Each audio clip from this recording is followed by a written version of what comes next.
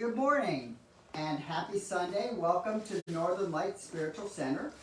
Northern Light Spiritual Center is a community of people dedicated to using spiritual and practical principles to create lives we want to live.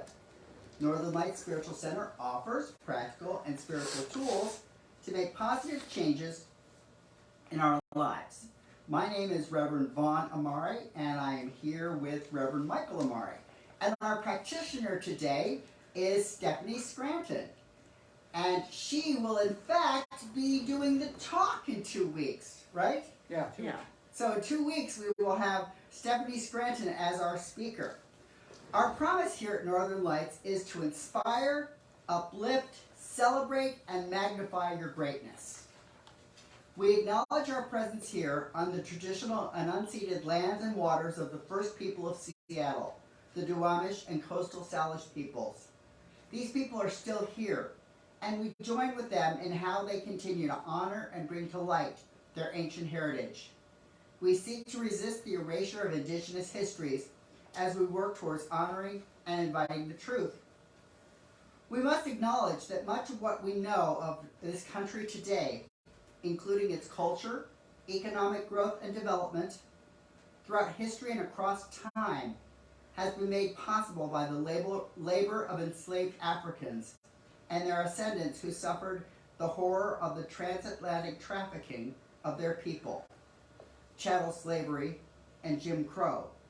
We also name the Asian and Chicano people who toiled with little recognition. We are indebted to their labor and their sacrifice, and we must acknowledge the tremors of that violence throughout the generations and the resulting impact that can be still felt and witnessed today. And that labor acknowledgement comes from T.J. Stewart. Please join me for our opening song, In This Very Room, by Ron and Carol Harris.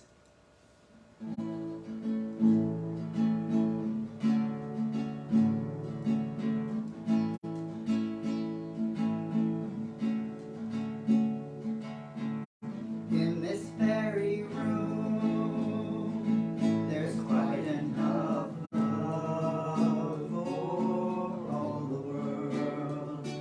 And in this very room, there's quite enough joy for all the world.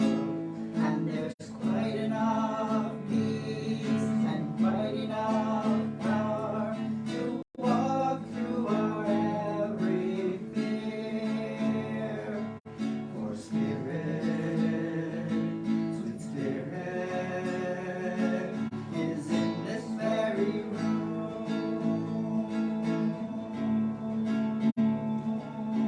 In this very room.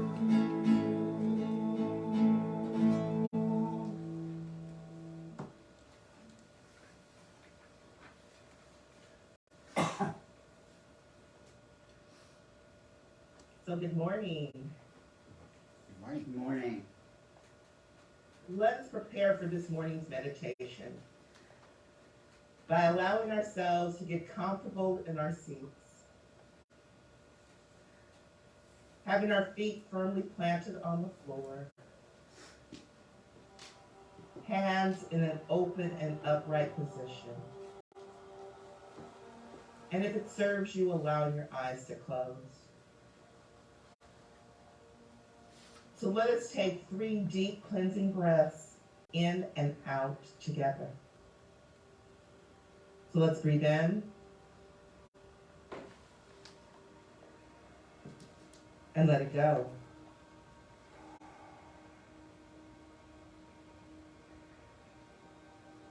And breathe in again.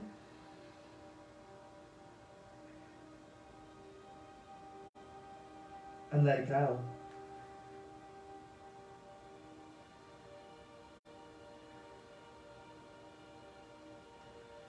And one more time in.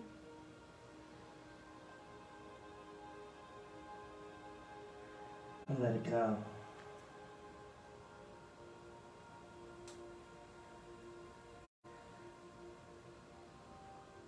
And allowing our breath to return to its normal rhythm. of inhalation and exhalation. Just allowing your body to just fully relax and your mind to totally let go.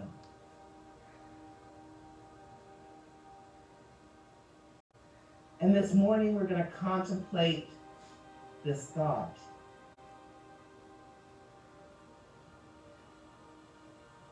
I listen to the spirit within and follow Spirit's guidance. I listen to the spirit within and I follow Spirit's guidance. So let us contemplate this thought. How well are we listening? Spirit is always guiding and directing. Are we listening? And once we hear it, hear this wonderful guidance, are we following through? Are we following through on this guidance that Spirit is always giving us?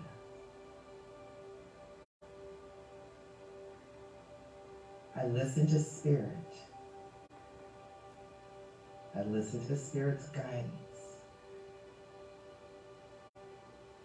And I follow through on Spirit's direction. So just be with this thought.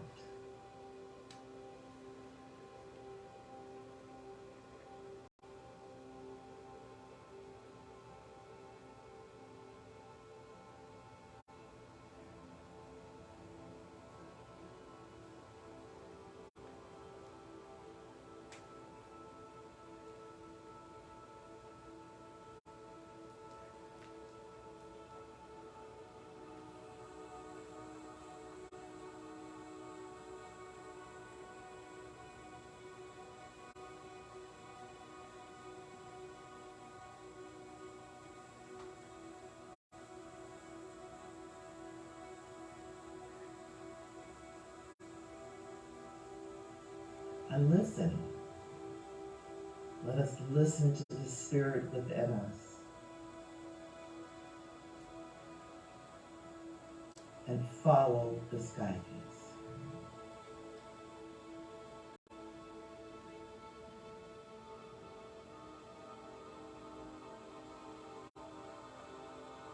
We hear and we follow.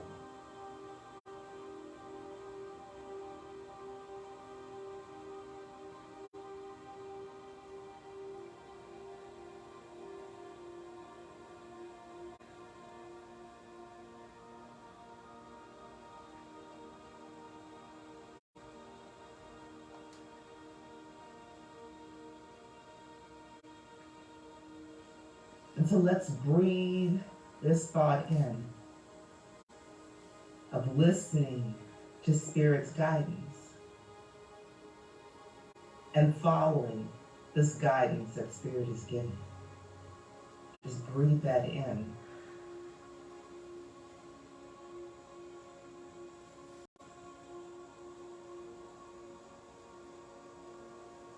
And so as we allow ourselves to come back into this room, back into this space, we come back with the knowingness that Spirit is always guiding and directing, and that we are always saying yes to the guidance that is given. And we give thanks for this as we allow it to be. And so it is.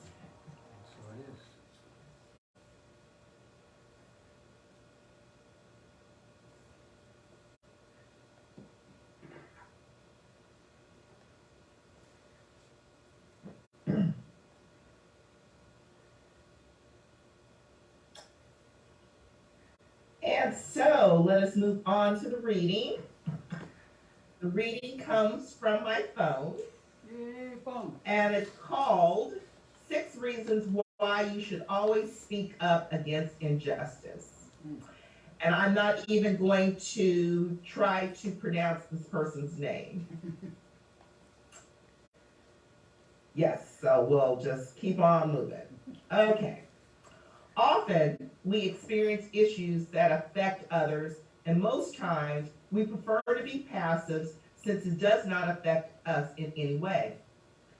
If truly humanity is all about being there for each other, why then do people tend to shy away from lending a voice to issues that affect other people or groups of people? Well, it can be argued that people tend to stay quiet in order to avoid conflicts, being seen as foolish or mean. Nevertheless, is staying silent really worth it, especially when something needs to be said? Here are 6 reasons why you should learn to speak up. First one, silence means approval. It might seem staying silent is your way of avoiding conflict and unnecessary drama, but then you could be sending a wrong signal. Refusing to speak against injustice might translate to accepting the status quo. This makes you an enabler. Silence is also a means of communication. This shouldn't discredit the importance of keeping silent. Silence works best in moments of anger or you are unsure of what to say. However, keeping silent in the midst of injustice only allows injustice to prevail. A voice can always make a difference. People will never acknowledge or recognize your values and desires when you remain quiet. As individuals, it is imperative to know when to stay silent and when to speak up. Speak up when it will help others. The next one is, you might be the next victim.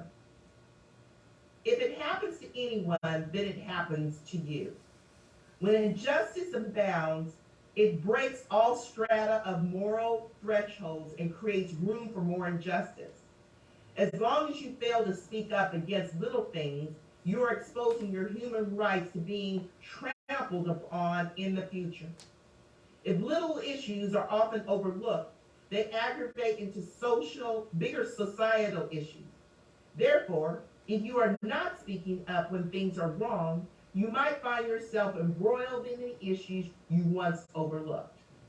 The next one, speaking up gives you a sense of responsibility and fulfillment.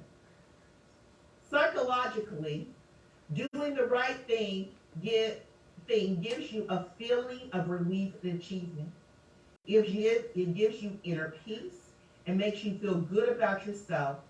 It is important to always do what is right and not get uncomfortable because of your decision. The next one, speaking up is an act of humanity. The world is a composition of diverse groups, races, and structures that have been set in place to put some humans at a disadvantage. Inequality is a major threat to social and economic rights. Racial, gender, religious discrimination are not far-fetched in this world today. Standing in solidarity with those who are hugely affected by this backlash gives them a source of renewed hope and helps in fostering good relationships. Humanity should really be about looking out for each other. The next one, speaking up encourages others to speak up as well. Sometimes you might be the lone voice when you stand for the truth, but other people who share your ideas, beliefs, and feelings soon surround you. These people might be willing to make personal sacrifices for a greater good. You might never know how influential you are until you speak up against social ills. And the last one, because God wants us to.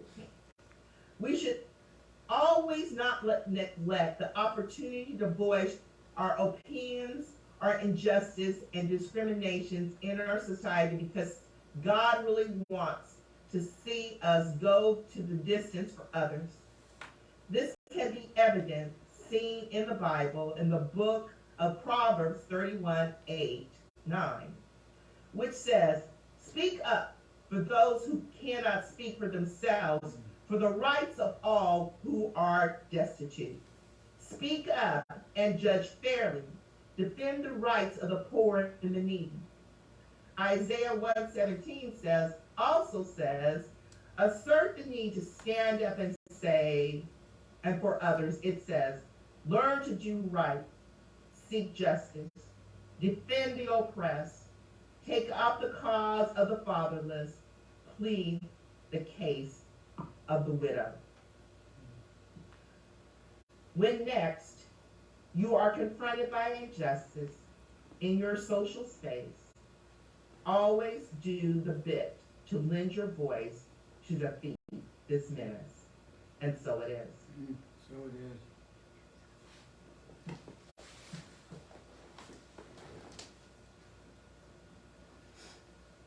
Thank you, Stephanie. Thank you, Stephanie. And consistent with her usual perspective, I really don't have to give the talk now because she's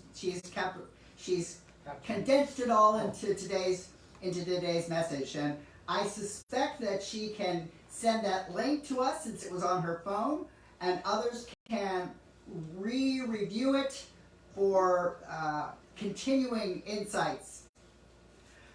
So I have the chant: I can love me, I can love you, I can love us, I can love all that is. I choose to create, I choose to relate, I choose to connect, I choose to respect all that is.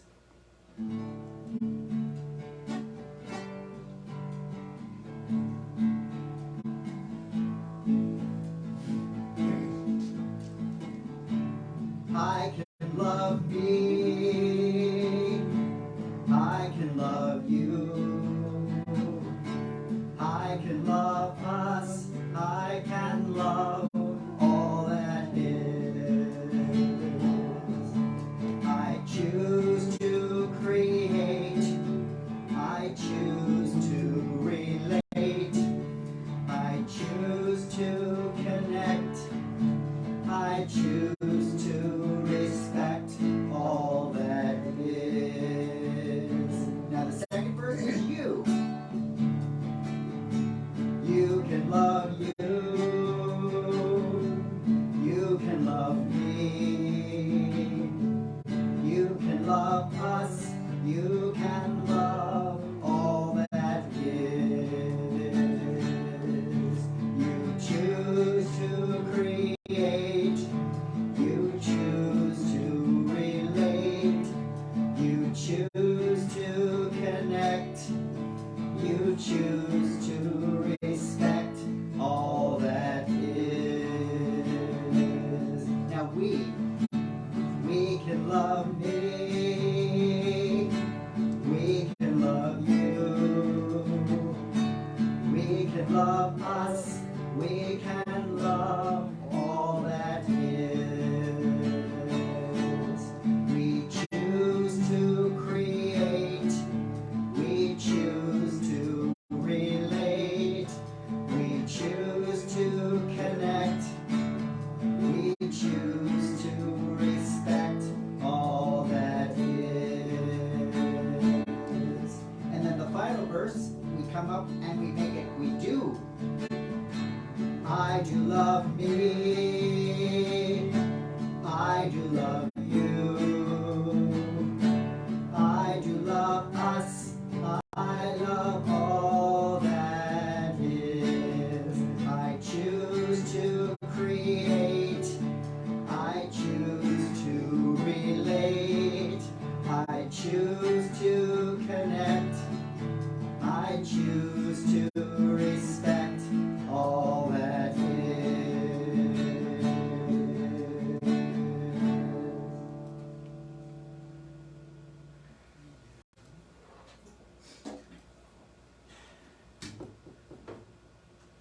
Now, the song from before the talk is a cover of one of Michael Jackson's pieces, Heal the World. And this is done by a series of children all under the age of 16.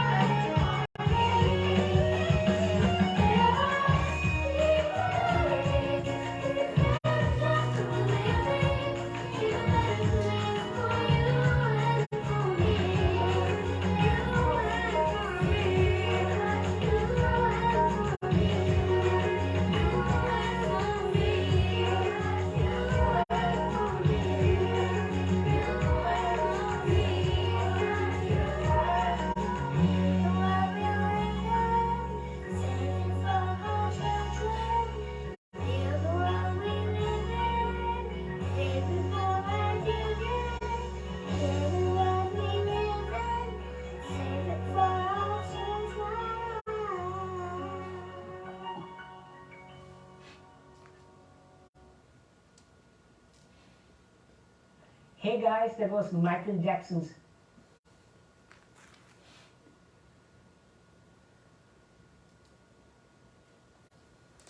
So I wanted to launch us today and root us into that space from that idea of healing the world. In science of mind, ostensibly, there's nothing to be healed, only truth to be revealed. And in today's talk, we're going to be looking at the notion of love and society. We've been looking at relationships, and the first week was about the relationship we have with ourselves. And the second week was about the relationships that we have with each other. And ultimately, we are always in relationship. There is no time that relationship is not happening. As Stephanie guided us in the meditation, there's a relationship with that which created everything. If we just get quiet, we can hear that silent guidance within. And as with that song, by all of those children, we can look around, and the inspiration can come from deep within, and it can come from outside. One of the things that I really wanted to emphasize is that so often when we see children and have children inspire us, we fall into an old notion that they're the future of the world. The fact is that they are the world right now. There's no future, there's just the now. And we so often put it off. Stephanie Scranton, our practitioner, is creating clothing for children. And she's creating it for them now. It isn't that someday these kids are going to be styling and someday these kids are going to be fashionable. Stephanie knows that there is a longing to express beauty right here, right now in this moment.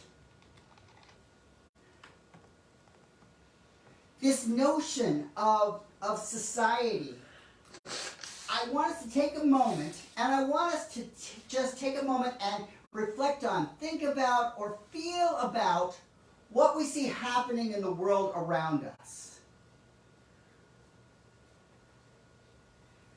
So just breathe in for a moment.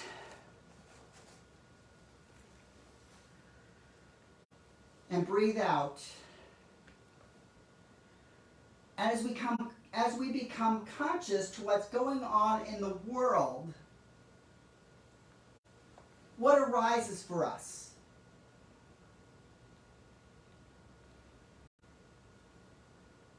When I think about all of the talent of those various children, I think it's Teddy and Freddie, those two little boys that are tap dancing on the stage. They look like they could be twins.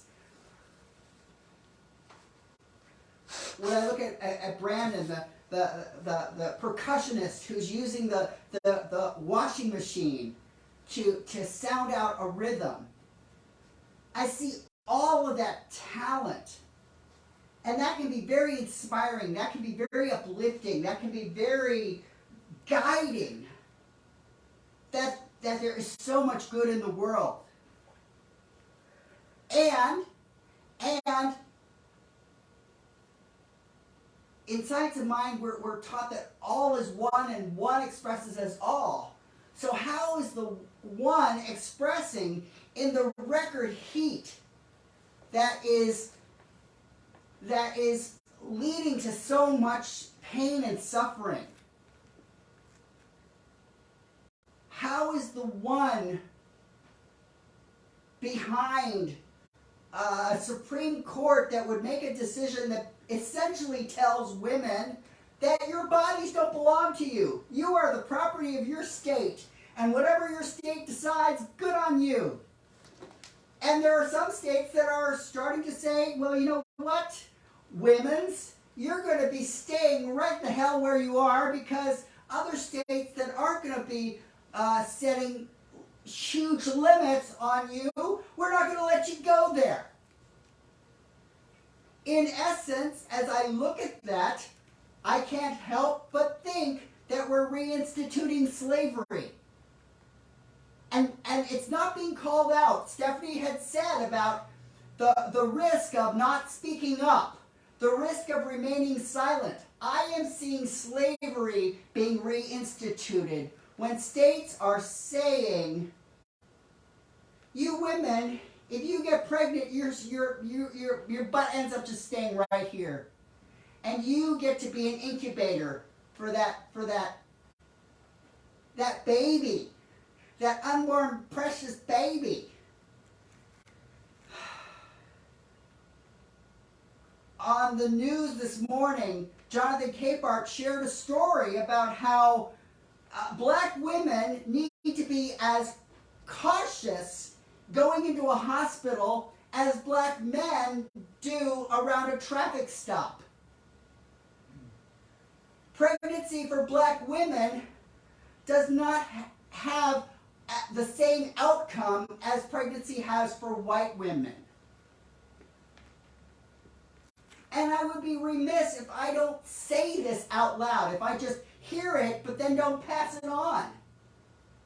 A black man at a traffic stop runs a much greater risk than a white man.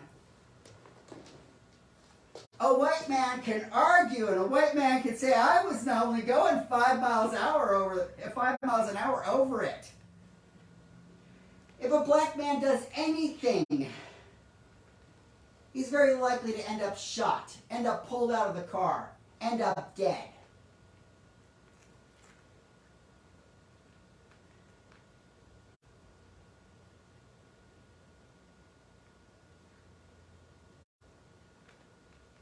This is the society where we find ourselves.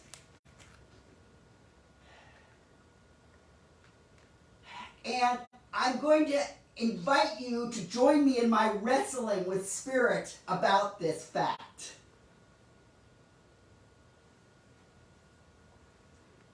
In the Torah, there's a story of one of the founders of Israel, the younger son named Jacob, and Jacob had an older twin, I think it was Esau, an older twin named Esau, and in the Hebrew tradition, and in most of the traditions at that time, things went to the oldest born. The youngest born was kind of like the heir and the spare. There was the spare in the event that anything happened to the heir. But in the case of Esau and Jacob, Esau was a really powerful, mighty person. And if you read between the lines in the story, Dad, Isaac, was a little bit leaning towards, he really loved Esau. And Jacob, it was okay, but he wasn't as fond of Jacob as he was of Esau. Now, the mother, Rachel, she was much more attached to Jacob than to Esau. And the mother sets it up. She puts a goat hide on Jacob's arms so that Jacob goes to his dad, posing as Esau, for the blessing. And he gets the blessing. And now, nowadays, we think, well, what's the big deal? He gets the blessing, Dad just is like, oh, I didn't mean to bless you, I meant to bless the other one. Well, in those days, you gave the blessing once, and it was done. Those were the laws. Those were the customs. Those were the way things that were done. And that brings me to the first point that I want to make around dealing with society. In society, there are laws. In Science of Mind, Ernest Holmes talks about laws. There are laws of consciousness.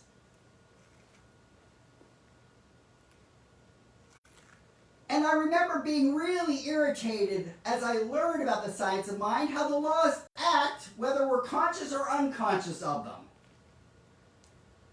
It's like, why can't they just act on what I'm conscious about? So if I want prosperity, if I want good, if I want abundance, why can't it just give me that? But the problem is that the laws operate on everything that's unconscious. So I have unconscious resistances.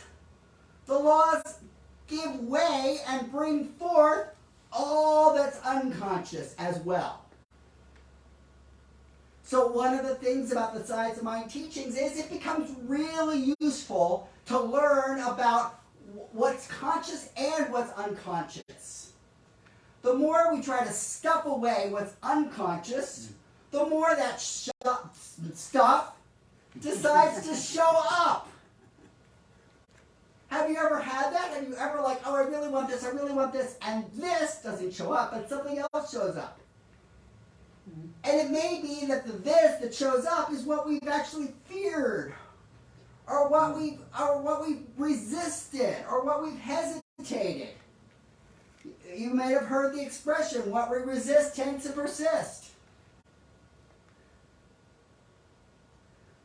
In the notion of laws, people make them. Some of our laws are good. Some of our laws are not so good. As I open the service, in the labor acknowledgement, I try to say and draw to mind that so many of the laws that were enacted continue to have effects. People are talking about a response to the court decision of Roe versus Wade being overturned is to institute a law. I could spend the rest of the talk exploring that. The fact is that we have two houses in our legislative branch. We have a House of Representatives, which is able to get things done. And then we have a Senate, which is locked in a 50-50 race. And they can't even talk about stuff unless they've got 60 people that are willing to talk about it. So you have to have 10 members of the minority say, okay, we can talk about it. Otherwise, nothing comes forward. This is in our laws. This is in our customs. This is in our practices. Now, I'm pointing at the Senate, but how many places in our own lives do we have this kind of stuff? Oh, I can't do it. That's just an old habit. That's just the way I am. I can't do it. You know, I can find that notion of getting rid of the, what is it, the filibuster. Oh. That we've got to get rid of the filibuster. We've got to make it so that we can just simply have an up-down vote. I can complain about it, but how many places does it show up in my own life? I can let my annoyance at the Senate, I can hold it up as a mirror and say, so where am I filibustering my own good? Where am I saying, yeah, but, yeah, I really want this, but. Stephanie talked about it too in the reading, that we can hear a joke. And we may be afraid to ruffle feathers. As she was talking, I was thinking a lot about when I was a youngster and became a teenager. I worked for my dad, who's recently passed away. And my dad and the crew of people he talked with regularly told a bunch of jokes that I always felt uncomfortable about. I always felt uncomfortable about it. And because I was a little kid, I didn't stand up and say, you know, that's a really rude joke. That joke really isn't funny. You know, there were jokes where it was about a Jew, or there were jokes about a blonde, or there were jokes about a woman, or there were jokes about a gay guy, or there were jokes about and about and about.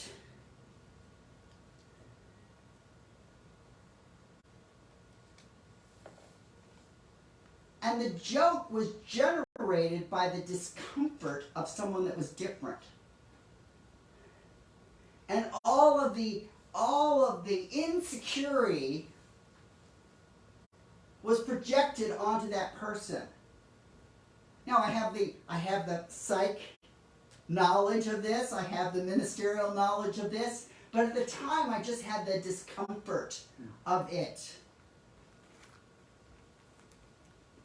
You know, there were these Pollock jokes. And this was at a time where on television, All in the Family was happening. And in the story of All in the Family, the daughter had married a Pollock, and they had moved in with the daughter's parents, and the father was incredibly prejudiced and incredibly racist. And I mean, the whole funny point of the thing was, how incredibly racist can Archie Bunker be this week?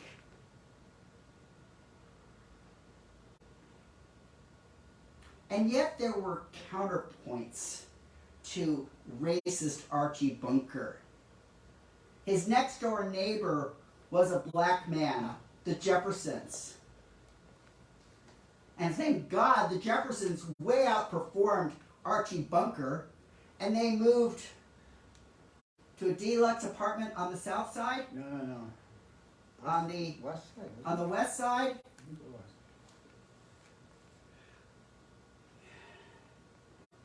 They surpassed the racist expectations. Archie continued to treat his wife like she was an idiot. Edith this, Edith that. Yeah. But he had a cousin, Maud, and she came in and she could ground his butt out. Because Maud could run circles around Archie.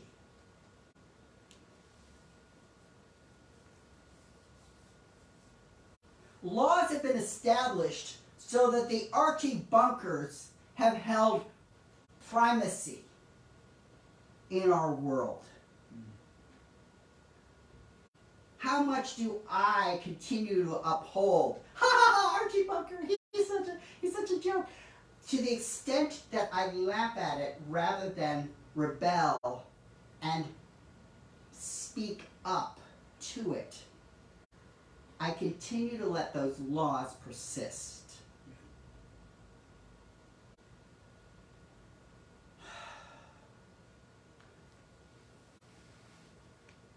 It was not legal for Rosa Parks to sit in the part of the bus where she sat. Rosa Parks had worked all day long, and some white a-hole wanted her seat, but she was trained. She had trained so that when the white a-hole wanted her out of her seat, she launched an entire crusade against the bus company and against the laws that had been enacted. If you think about the march from Selma, there were laws and the police were gathered so that the black protesters kept coming back, and they finally made it across the bridge. With some laws, it takes time. There are laws that have been put in place. But we can take the moments of our lives and we can study them and we can consider, is this law reasonable or not? The image that came to mind is there used to be a sense of laws about how the universe moved itself. There was an astrologer named Ptolemy, and he had come up with all kinds of ways to explain the movements of the stars. And I'll tell you folks, this was so convoluted. This one was doing this, and this one was doing this, and there was no unity to it. But it's what everyone understood. It had to be right because Ptolemy came up with it years ago. And Ptolemy rooted his theories on Aristotle. And these were the smart people. But someone else came along. A person named Copernicus. A person named Galileo. And Galileo was saying, the sun doesn't move, it's the earth that moves. And Galileo was considered a heretic for saying something as crazy to what we all today are like, we don't even stop and think. We see the sun moving, but we know that the sun moving is an effect of where we are in relation to it.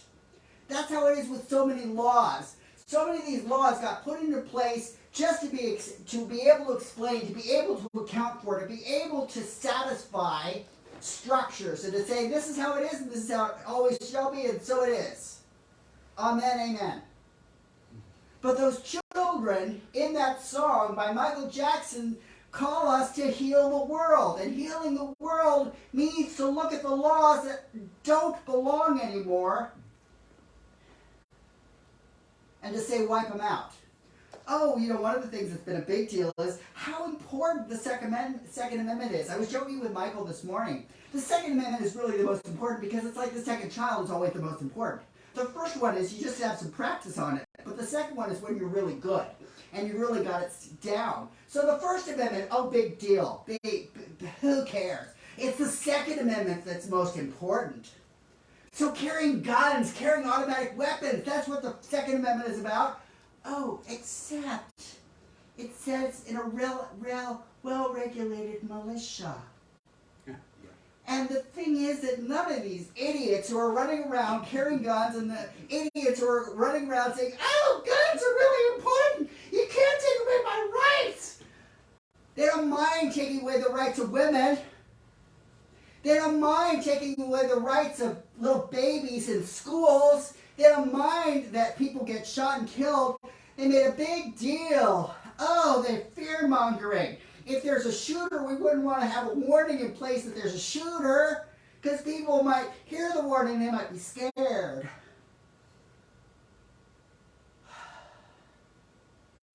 If you pause for a minute, it's just so stupid. There's nothing thought out or reasoned. It's just stupid. So I think it's important to say what's stupid.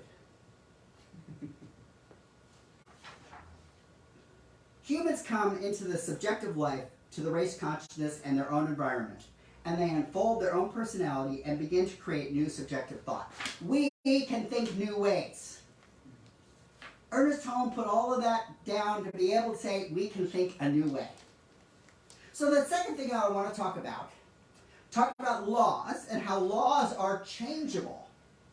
Because sometimes they're wrong, and sometimes they're stupid. And sometimes they're unconscious, and we need to make ourselves conscious. The second notion is about communication.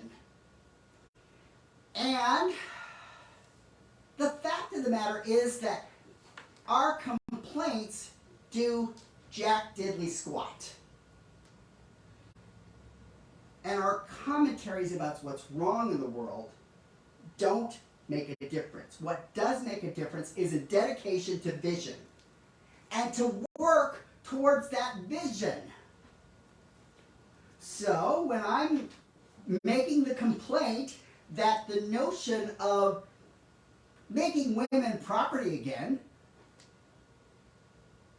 what action am I going to take now? to what extent will I send money so that women that need to get out of Nazi hostile police states like Texas can get out and that they can go to a place?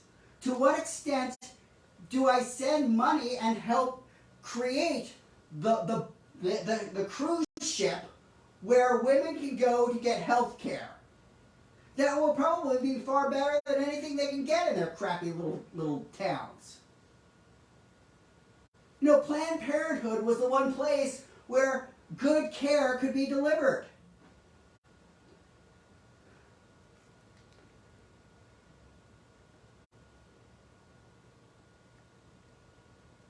If we catch ourselves complaining,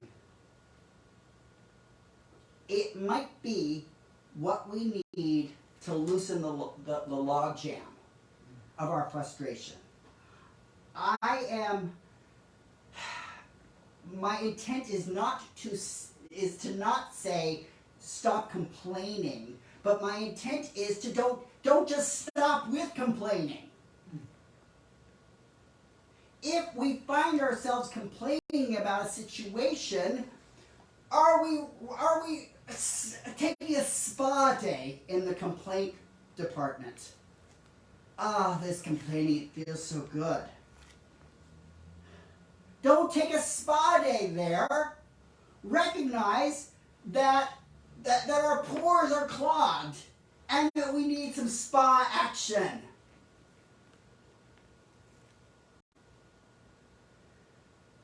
And again, I have a name kind of like what Stephanie had with the author of the thing. It's J. Krishnamurti. He said, it's no measure of health to be well adjusted in a profoundly sick society. I'll say that again. It's no measure of health to be well adjusted to a profoundly sick society.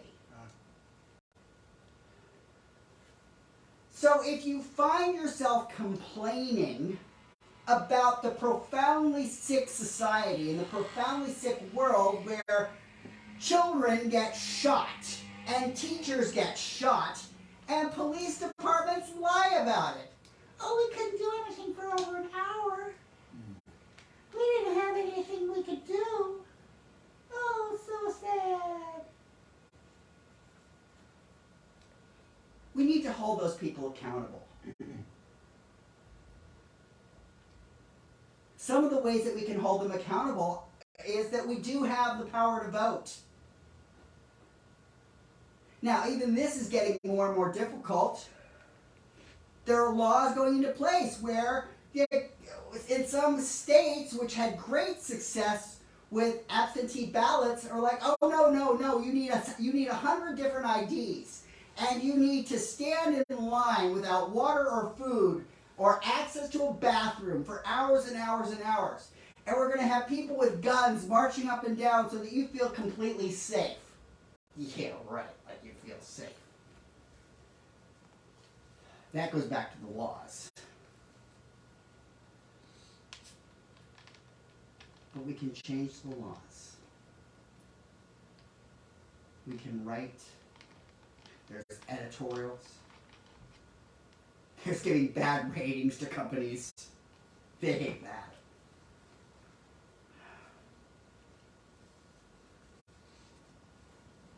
With our complaints, root them in actions. I want to share this by Buckminster Fuller. He was an inventor. He was somebody who came up with things. And I found a little 10-minute YouTube video that Michael could share. I have it as one of the resources. Buckminster Fuller said, you never change things by fighting the existing reality. To change something, build a new model that makes the existing model obsolete. Build a new model that makes the existing model obsolete. That is what Galileo did. He built a new model that didn't rely on concentric circles coming back every 13 years for this one and coming back every 50 years for that one. he came up with a simpler idea that didn't require all of the convolution that existed previously. So, first point was the notion that there are laws, and some of those laws need to be changed. Second point is that sometimes we find the laws and we find the circumstances, things that generate a reaction. Go beyond our complaint into action. Let the complaints break the logjam so that we can move and we can act. Now, the third thing that I want to speak to is letting go of the idea that all of this stuff is just going to pass away and goodness will follow.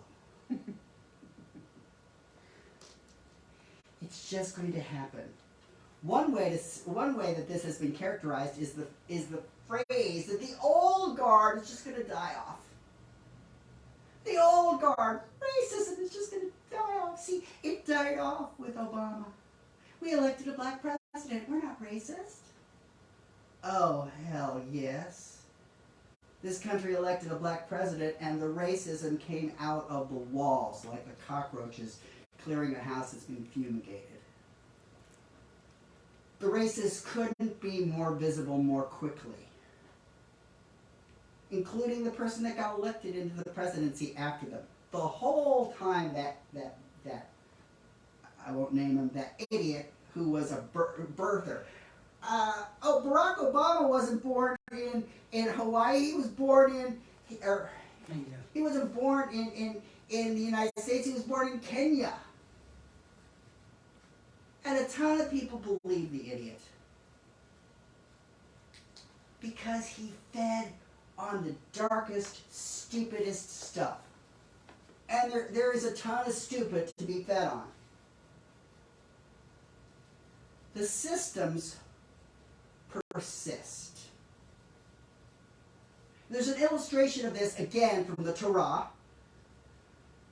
where the people who had been enslaved in Egypt get out of Egypt, and then they're in the desert. And they're not in the desert for 6 months. The time that it takes to get from Egypt to Israel, the walking distance is weeks for a big group. I don't think it's years. I don't think it's years. It shouldn't take me a year or years to get from West Seattle to South Seattle. There are bridges that I have to cross. There are things that I have to do. But in that story, they wander around the desert for 40 years.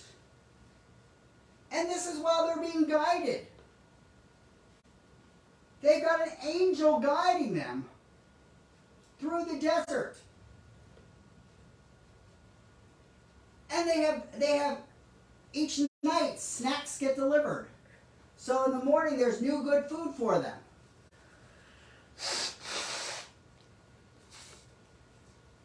What's been said metaphysically is that it took the 40 years, it took a generation of people to die off so that people wouldn't hold on to the old notions of being enslaved.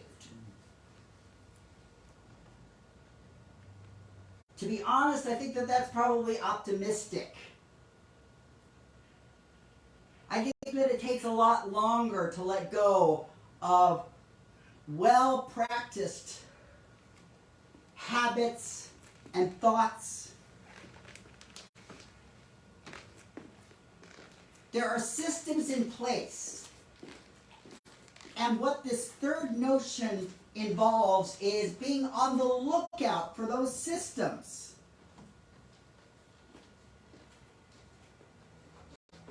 To be aware and conscious and noticing.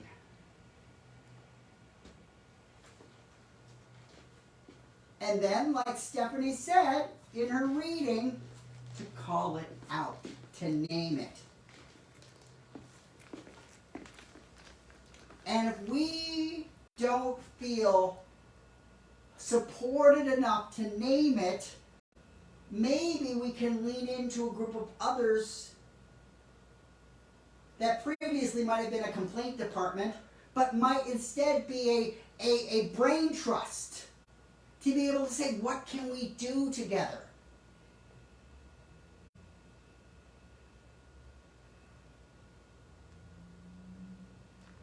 I'm part of a brain trust this summer, participating with a bargaining process. We have a contract, and the contract will end on August 31st, and then we need to generate a new contract. So I'm part of a brain trust so that we don't just stick with the old contract, because the old contract isn't good enough any longer. The old contract made particular stipulations, and it said this is good and this is okay and we don't really care about this. The negotiation process is a chance where we say, actually, we do care about this. This is actually important. One of the things that happened a number of years ago, there was a notion across the district where the less funded schools in the south end of Seattle, the kids in those schools were having their recesses taken away. Now, did anybody think it was a good idea? Well, apparently some people thought it was a good idea. We're giving the children more education. That's what they need, more education, because they're behind. No, they're not behind because they've been having recess, you idiots.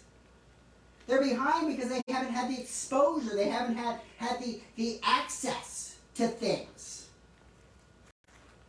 Many of them come with another language, so they're already gifted, they're already skilled, they're already magnificently improved.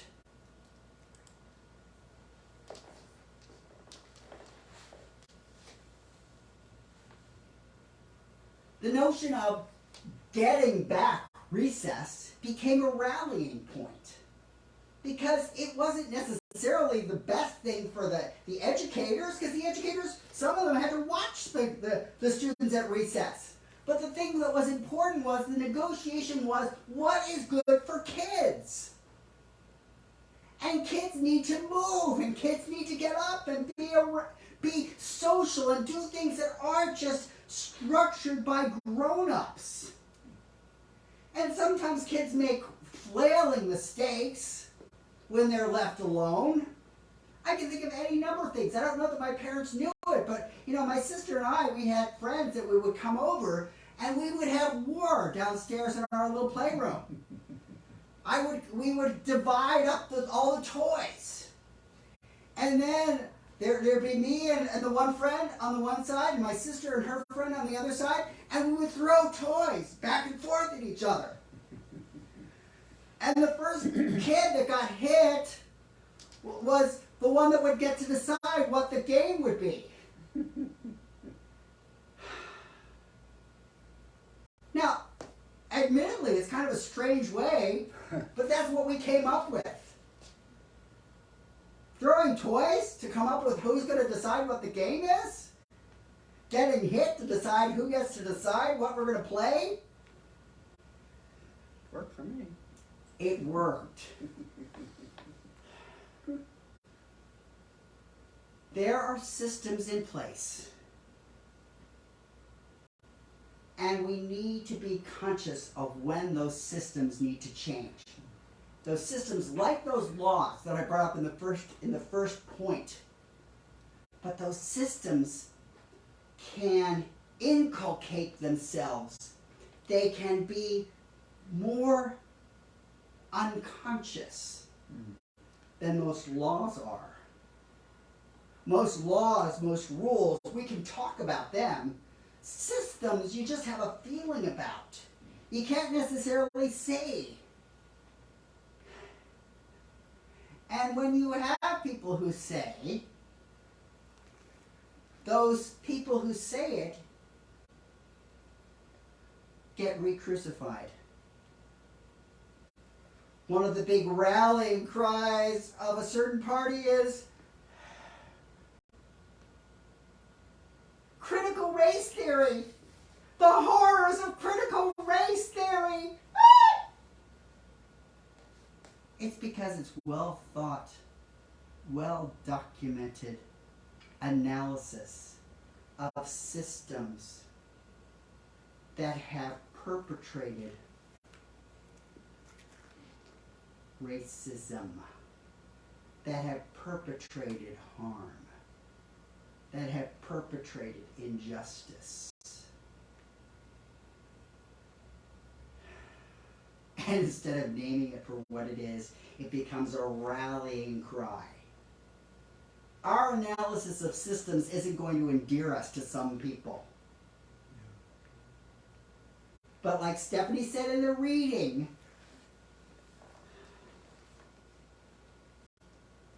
we have an obligation, we have a moral obligation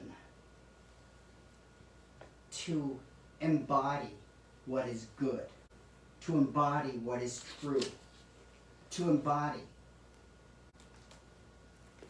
what is holy and magnificent. I can tell you my belief that making other people small and putting other people down does nothing to magnify and glorify.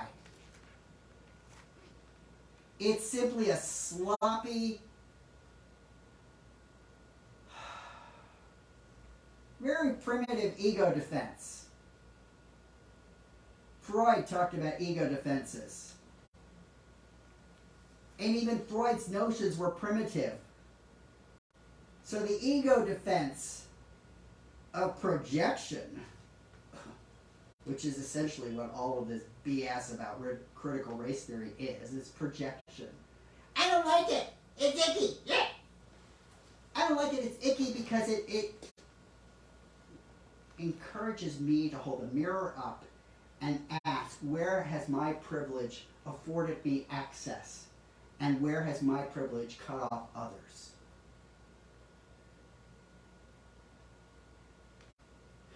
So, again, there are three main things to consider. There are laws. There is laws of mind, and they unfold whether we're conscious of them or not. The more conscious of them we become, the more direct we can enact and live from those laws. There are laws in the world that are just dumb and crazy and they got formed. It doesn't mean that we have to keep enduring them. We can call for their end. We can stand with the educated. We can stand with the people who have done the research. We can be the Galileos and say, but it moves. The earth is still unstable. His argument to the end was, but it moves. Even though the Catholic Church put its thumb down and said, you can't say that. He's like, fine, I can't say that, but it moves. He still had the last word. It's like that little dog. You ever had a dog that is always the last to bark, last to have it say? Galileo is that little dog, but it moves. So, to have the courage, be the Galileo, but it moves. The second notion, that notion that we can complain, but let those complaints break the logjam so that we can take action. And the third, see the systems and decide when to step up and deconstruct them. So as we interact with the world, pause periodically and look at the norms that we've agreed to follow. And ask, does it come through a lens of a world that works for all? We're going to end today with, I'm going to call you all to say with me the words to the Global Heart Vision. Is this a world that works for all? And when we see that it isn't, we can do something different. So I'm going to invite you to say this with me, and then I have a closing affirmation. So I've got a lot of action for you to engage in. So say this with me. We envision all people, all beings, all life as expressions of God. We see a world in which each and every person lives in alignment with their highest spiritual principle, emphasizing unity with God and connection with each other. A world in which individually and collectively we are called to a higher state of consciousness and action. We envision humanity awakening to its spiritual magnificence and discovering the creative power of thought. A world where each and every person discovers their own personal power and ability to create an individual life that works within a world that works for everyone. There's another set. I don't know if it didn't show up here.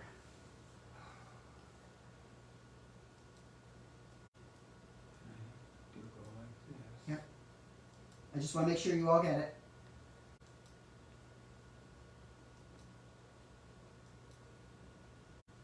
Is it there? Yep. We envision a world in which we live and grow as one global family that respects and honors the interconnectedness of all life. A world where this kinship with all life prospers and connects through the guidance of spiritual wisdom and experience. We envision a world where personal responsibility joins with social conscience in every area of the political, corporate, academic, and social sectors, providing sustainable structures to further the emerging global consciousness. We envision a world where each and every person has enough food, a home, and a sense of belonging. A world of peace and harmony, enfranchisement and justice.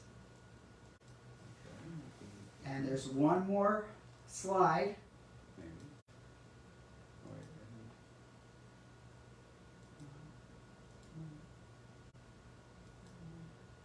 is it showing up? Yes. Okay. We envision a world in which resources are valued, cared for, and grown, and where there is generous and continuous sharing of these resources.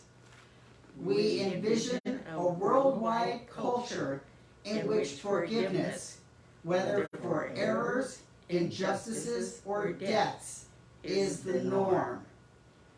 We envision a world which has renewed its emphasis on beauty, nature, and love through the resurgence of creativity, art, and aesthetics. And finally, we envision a world that works for everyone and for all of creation.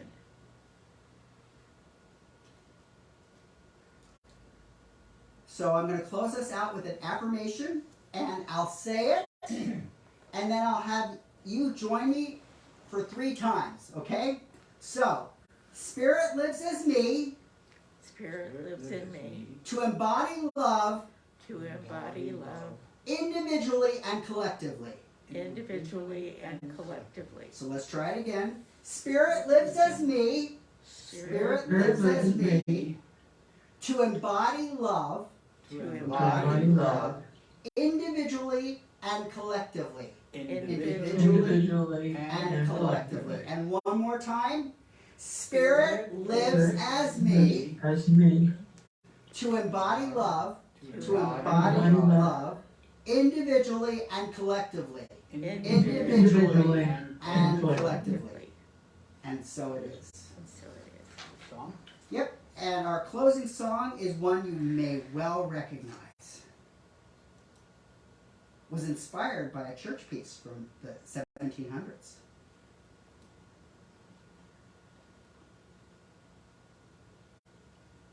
What happened to it? You have to press. Oh. I don't know why this one's up here. Let's go away. Right there. This is it, right? Yes. Okay.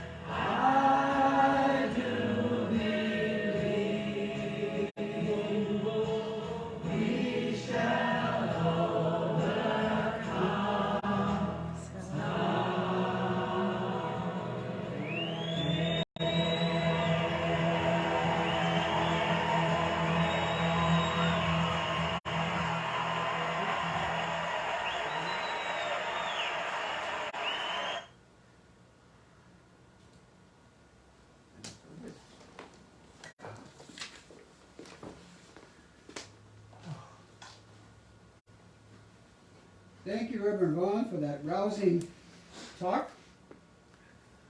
I don't know if anybody could sleep through that. That's one thing I admire about him is he does have a little bit of passion about things. Just a wee bit of passion. And the idea is that if we stand still and allow all these things to happen, and the first thing that Stephanie in the reading is I think extremely important, even though I'm guilty of it a lot of times, is that silence means approval. And if I stay silent and if I keep it to myself and I rage inside or I rage at somebody else and I don't do anything about it, then I'm saying that's okay, when it's not. And the idea that, that he spoke that we're always in relationship, and that's what this month is about, about being in relationship. I was thinking, even if we lock ourselves away, we're still in relationship because we're in relationship with ourselves. Me, myself, and I. What is the common denominator everywhere? It is you. So thank you for that. And next week's talk will be a Zoom talk only. Reverend Pamela will be doing it. We'll be out of town, so Reverend Pamela is going to do the by Zoom. So you'll all get the the link. And the link will be posted also on Facebook and Meetup and everywhere I post things. So, and then the following week, the 31st of July, as Reverend Vaughan said, Stephanie, our practitioner, will be bringing down the house and giving us life work, which is always it's a good thing. It's a good thing. Otherwise, we get sour and stagnant, like that scum you see on a stagnant pond. Very pretty picture. So on that pretty note, I just want to say thank you for all being here. For anybody that's ever supported, Northern Light Spiritual Center in whatever way, in finances, in physical support, in prayer, I thank you. And if you care to contribute, you can always go to our website, which is northernlightspiritualcenter.com, and there's a donate button there.